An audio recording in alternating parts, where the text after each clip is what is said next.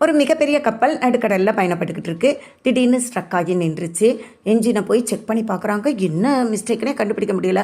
உடனே அந்த ship owner ஒரு மெக்கானிக்கல் இன்ஜினியருக்கு ஃபோன் பண்ணுறாரு. அவரும் வந்து செக் பண்ணி பார்த்துட்டு ஒரு இடத்துல போய் சுற்றியலால் 2 முறை தட்டுறாரு. பார்த்தா என்ஜின் ஸ்டார்ட் ஆயிடுச்சு. கப்பல் அழகாக மூவ் ஆக ஆரம்பிச்சிருச்சு. இப்போ அவர் வந்து அடுத்த நாள் பில் அனுப்புகிறாரு 20 லட்சம் கேட்டு. இதை பார்த்த அந்த ஷிப் ஓனர் பயங்கர ஷாக் ஆகிடுறாரு. உங்கள் கொஞ்சம் டீட்டெயிலாக அனுப்புங்களே பில்லு அப்படின்னு கேட்குறாரு. அவரும் ஓகேன்னு சொல்லிவிட்டு டீட்டெயில் பில்லு அனுப்புகிறாரு. அவர் சுத்தியலால் தட்டுனதுக்கு 2000 ரூபாயும், அந்த எந்த இடத்துல தட்டுனா அந்த ஷிப் மூவ் ஆகும் அப்படிங்கிற எக்ஸ்பீரியன்ஸ்க்கு 19,98,000 பில்லில் அனுப்பியிருக்காரு. ஆமாம், experience is the best teacher அப்படிங்கிற ப்ராவர்ப்பு நமக்கு நல்லா தெரியும்.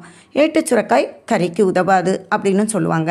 சிலர் அதிகம் படித்திருப்பார்கள், ஆனால் தன் அறிவை வேலையிடத்தில் சரியாக பயன்படுத்த மாட்டார்கள்.